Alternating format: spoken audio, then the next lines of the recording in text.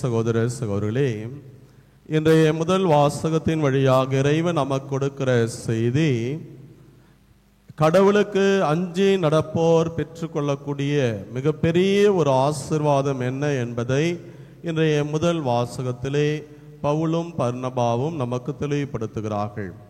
தங்களுடைய 3வது தூதுரை பயணத்தை தொடங்குகிற இந்த வேளையிலே இன்றைய முதல் வாசகத்தில் யார் யாரெல்லாம் கடவுளுக்கு அஞ்சி நடக்கின்றீர்களோ உங்களுக்கு கிடைக்கக்கூடிய மிகப்பெரிய ஒரு ஆசீர்வாதம் இந்த மீட்பு.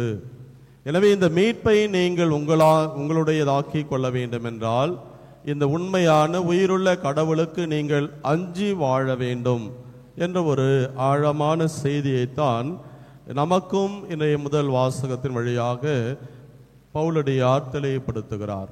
பாந்தவர்களை தொடக்க நூலில் நாம் பார்க்கிற வேளையிலே நம்முடைய ஆதி பெற்றோர் ஆதாம் ஏவாள் கடவுளுக்கு அஞ்சி அவருடைய கட்டளைகளை கடைபிடித்து வாழ்ந்தவரை ஒவ்வொரு நாளும் அவர்களுக்கு மீட்பு இருந்தது.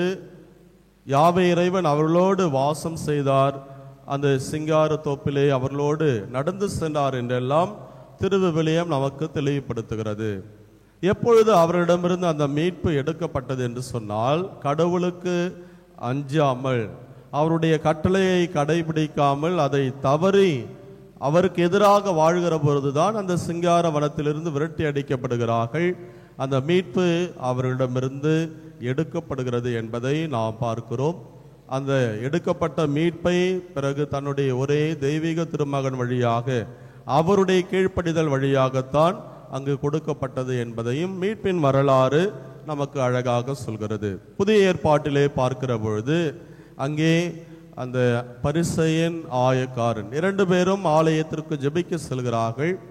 அந்த பரிசேயனுடைய நிலை நமக்கு தெரியும். ஆனால் ஆயக்காரன் தான் பாவி என்பதை உணர்ந்தவராக கடவுளுக்கு அஞ்சி வானத்தை அண்ணாந்து பார்க்க கூட துணியாமல், ஆண்டவரே பாவி என்மேல் இறங்கும் என்று தன்னுடைய அந்த பாவத்தையும் பலவீனத்தையும் நினைத்து கடவுளுக்கு அஞ்சி அவன் வாழ்ந்தபோது அவன் மீட்போடு சென்றான் என்று ஆண்டவர் இயேசுவே அங்கு நற்செய்தியில் சொல்வதை நாம் பார்க்கிறோம்.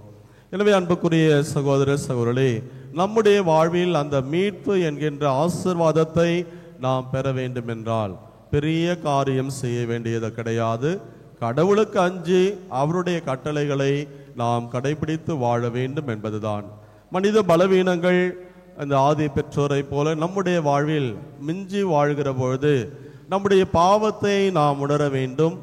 அந்த நற்கருணை நாதரை நோக்கி நாம் செல்ல வேண்டும். தாயாம் திருச்சபை நமக்கு கொடுத்திருக்கக்கூடிய மிகப்பெரிய ஒரு கொடை ஆசீர்வாதம் ஒப்புரவு அருட்சாதனம்.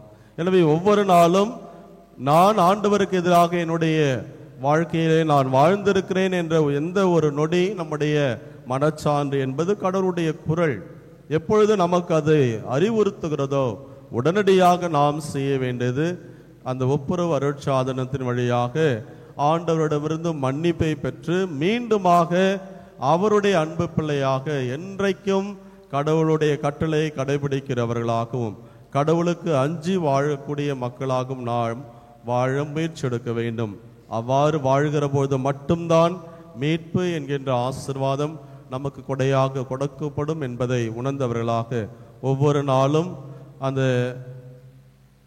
பரிசேயரை போல அல்ல, ஆயக்காரன் எவ்வாறு தன்னுடைய பலவீனத்தை உணர்ந்து ஆண்டவருக்கு அஞ்சி ஒவ்வொரு நாளும் மீட்போடு அவன் சென்றானோ அதே போல அந்த மீட்பை நமதாக்கி கொள்ள தொடர்ந்து ஜெபிப்போம். இறைவன் நேசனம் நிறைவாக ஆசீர்வதிப்பாராக. ஆமீன்.